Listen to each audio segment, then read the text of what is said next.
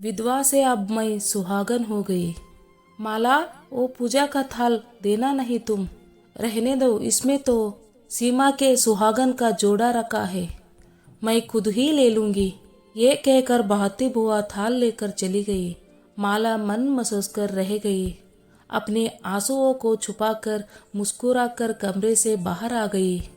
फूलों के माला से सजा धजा घर का कोना कोना उसे अपनी शादी की याद दिला रहा था। बिल्कुल ऐसी ही रौनक थी, बिल्कुल यही हंसी रिश्तेदारों की रौनक से घर भरा हुआ था। बारात आने वाली है, पूरे घर में शोर शराबा हो रहा था।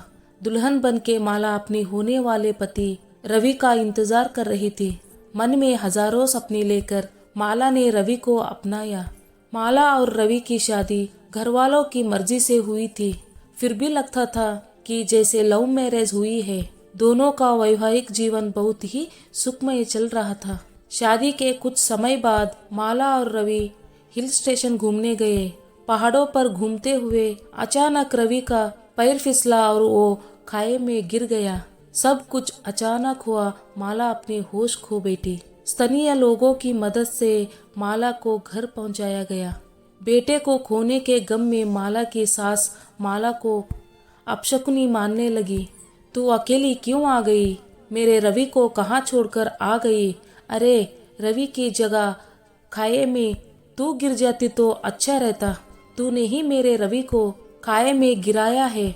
मनुष्य कही कि तुम्हें भी कभी सुख नहीं मिलेगा, तू भी मेरी तरह जीवन भर तड़पाती रहेगी। ससुर जी समझाते कि एक औरत होकर तू औरत का दर्द नहीं समझती है, इसमें इसका क्या दोष? हमारे रवि की इतनी ही सांसें थी। सास के रोज रोज के ताने से परेशान माला ससुराल से मैके रहने आ गई। मैके में माता पिता के साथ ही छोटा भाई और बहन थी। माला की छोटी बहन सीमा की शादी 2 दिन बाद ही थी। उसकी तैयारी चल रही थी। ससुराल हो या मैका, कोई ना कोई माला का मन दुख ही देता था। माला का जीवन बेरंग हो चुका था और उसके कोई संतान भी नहीं थी। बीएड की थी और इसलिए एक स्कूल में टीचर बन गई।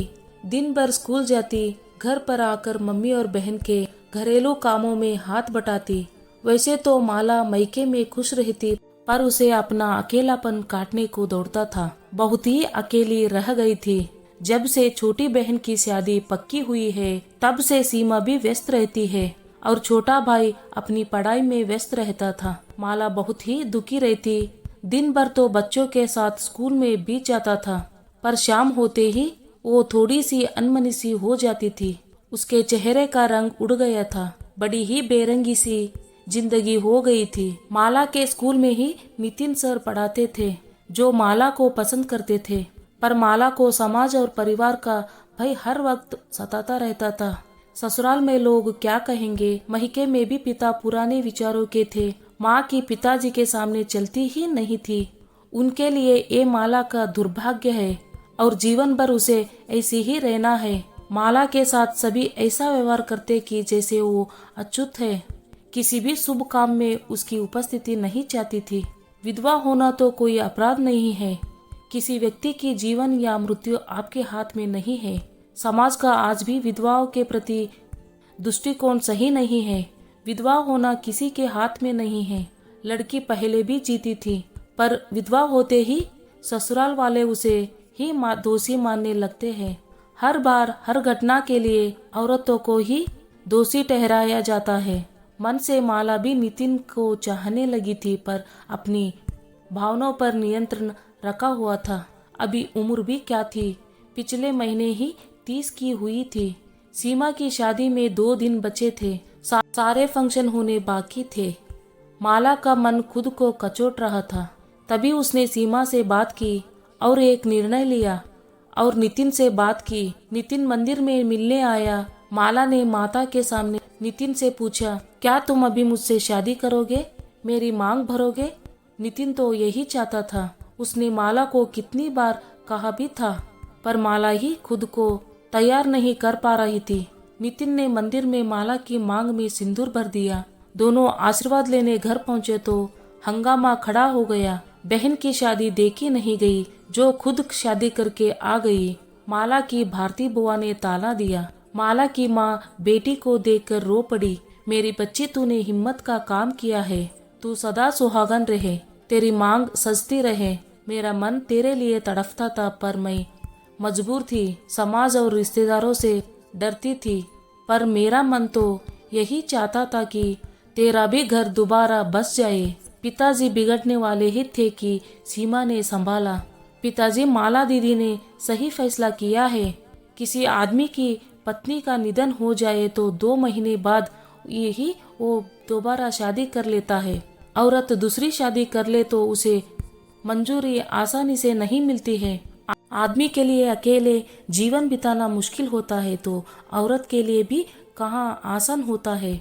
विधवा को समाज इज्जत नहीं देता है, उसे अछूत समझता है। विधवा औरत हमेशा सवालों के खटखटे में ही खड़ी रहती है। पल पल उन्हें समाज को सफाई देनी पड़ती है। आखिर क्यों?